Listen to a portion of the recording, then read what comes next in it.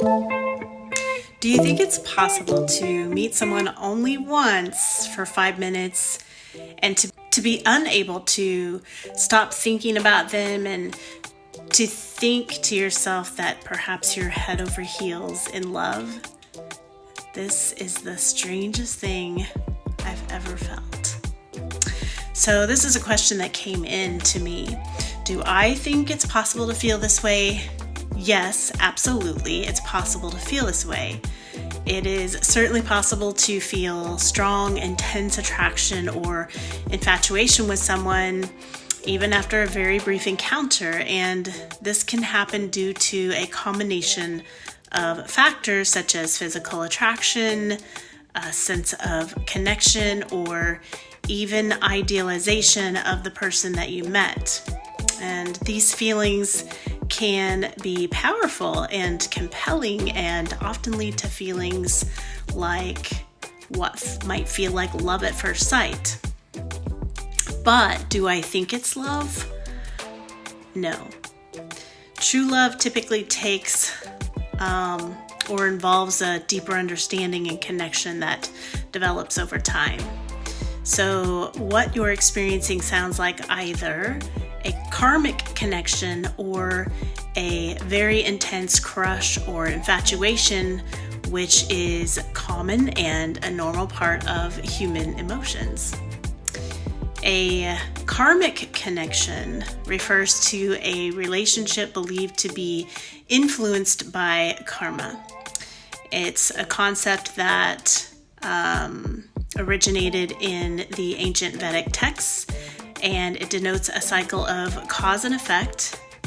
And in the context of relationships, a karmic connection often has some of the following characteristics. So there would be an intense attraction, usually immediate, very powerful attraction, often feeling magnetic and unexplainable, and also emotional turbulence. So karmic relationships often are marked by high emotional highs and lows, creating a sense of drama and intensity. And there is usually always a lesson for growth.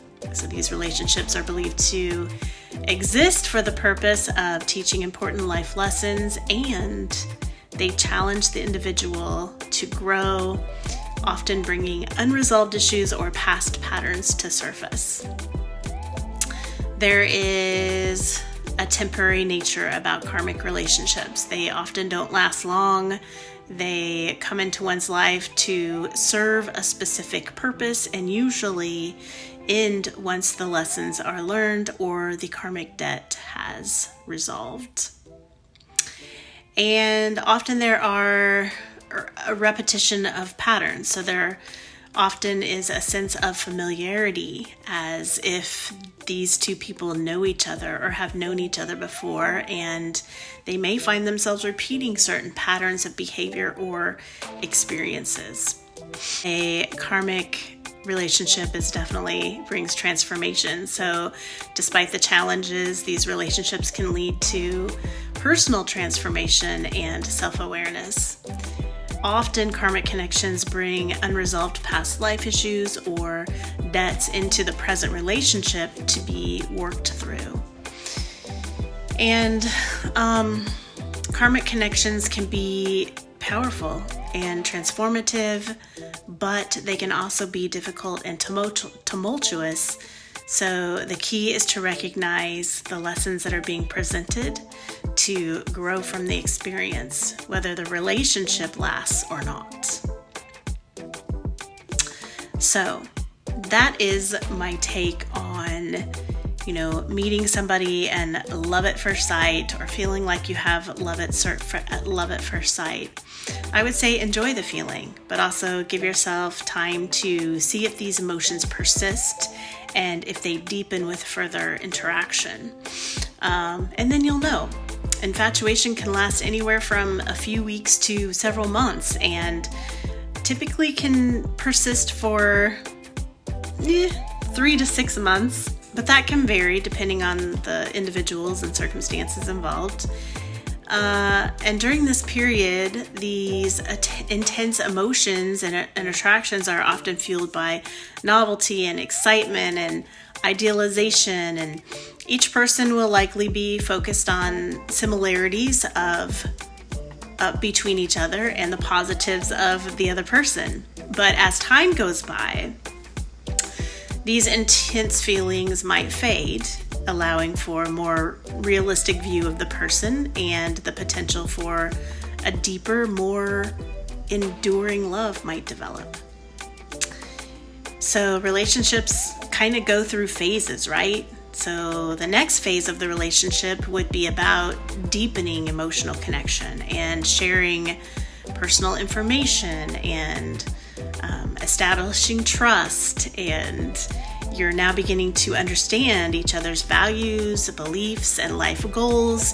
And this is a time to enjoy while also remaining discerning and to take note if your values, if your beliefs, if your goals align. More challenges would likely come into the relationship where these don't align. Like, imagine a vegan dating someone who eats paleo, right? It's not a match. So once this phase has passed, then somewhere between a few months to a couple of years, you'll begin to realize your differences, and there'll be potential conflicts and challenges. And you might see each other's flaws and imperfections, leading to conflicts that need resolution. Romantic relationships often progress through several phases, each characterized by different emotions, behaviors, levels of connection. And while the exact phase can vary, a common framework includes the initial attraction or infatuation, which usually lasts weeks to months. I feel like in between 2 to 4 months, 2 to 6 months.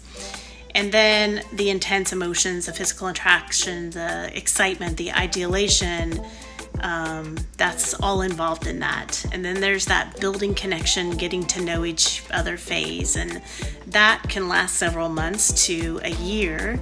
And this is characterized by deepening emotional connection, sharing personal information, and establishing trust, beginning to understand each other's values and belief systems and life goals, and really looking at how those fit in together with yours. Your partner may begin to see your flaws, you might begin to see their flaws and imperfections, and that could lead to conflicts that need resolution. And then finally, that would lead into stability and commitment. This is your long-term phase, and this is where you develop a stable, committed relationship. Your partners accept and appreciate one another, strengths and weaknesses. You work through conflicts and you build a shared life together. And there is a sense of security and mutual support. And then after that, you have deepening that intimacy, which is an ongoing thing, really. But this is continued growth and deepening of emotional, physical, and intellectual intimacy. So the partners maintain their bond through communication, through shared experiences, and mutual support. And then you have co-creation, and this is also ongoing. So you would work together with your partner toward common goals, such as building a family or creating a home or pursuing shared interests. And then you two would integrate your lives and support each other's individual growth and aspirations. And then there's the long-term love and transformation. And this is also an ongoing thing.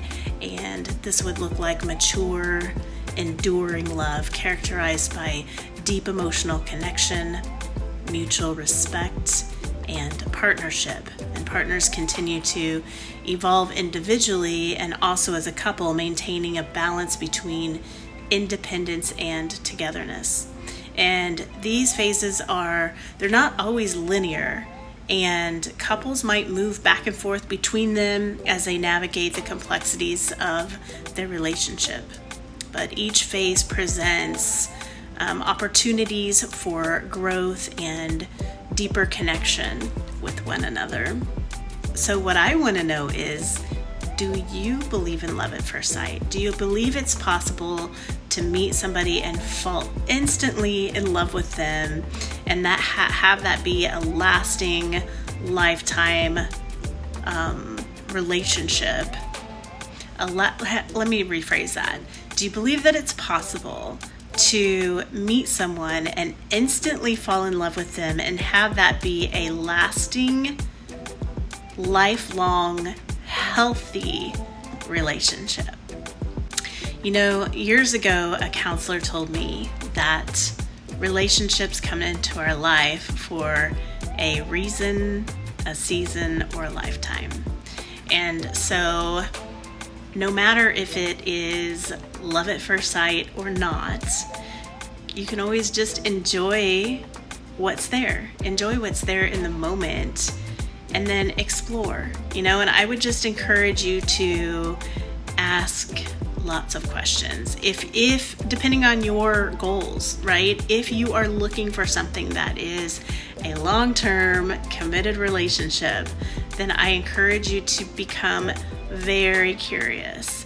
Become very curious about the person that is before you, about anything. And an awesome question to ask someone up front is, if you could be any kind of tree, what kind of tree would you be and why? And that one question reveals so much about a person. So if somebody came back and said, I would be a weeping willow because they're flowy, but yet they have that they're big around and they have a strong foundation. What does that tell you about that person? They like to flow through life, but they also like to be grounded with a strong foundation, right? So it's kind of a cool question. And also for the people who don't have the ability or interest in knowing more about themselves, it's a question that's probably going to turn somebody off, turn that type of person off or away. A couple of other great questions to ask are, what are your top 5 strengths? And that's usually pretty easy for most people to answer. But then when you follow that up with, what are your top 5 weaknesses? That sometimes is very difficult for people to answer, unless they have spent time really exploring themselves. So it's a good way to be able to identify or discern if someone is self-aware, if they are willing to look inside, because some people are going to be turned off by those questions as well, and they just don't even want to have that conversation. They won't even entertain it. Some people are not capable of looking within themselves to that to that degree. And so those are great questions to ask when you are getting to know somebody. And so, you know, maybe that initial feeling is infatuation, or maybe it is a karmic tie that is drawing you in toward that person, that brings that like deep sense of like, I don't know what this is, but I've never felt anything like this before. And so that, I want to say your job is to, but that would create an opportunity for you to explore, to become curious, to become really curious, and also to become curious of like, why am I feeling this feeling so soon? Is the person doing something to evoke that within you? Are they love bombing you? Or is it possible that it's a karmic connection? Or do you just think on the surface level of this 5-minute meet that this person is so freaking amazing and you want to get to know them more? But is that love? It depends on how you define love. But is it the lasting kind of love, the long-lasting kind of love? I don't think so. I think it would be one of the others. So anyhow, thank you for this question. And I am always open for any type of questions. So send a question to my socials or reach out to me in DM and send a question, and I will see you next time. And until then, I am sending you lots and lots of love.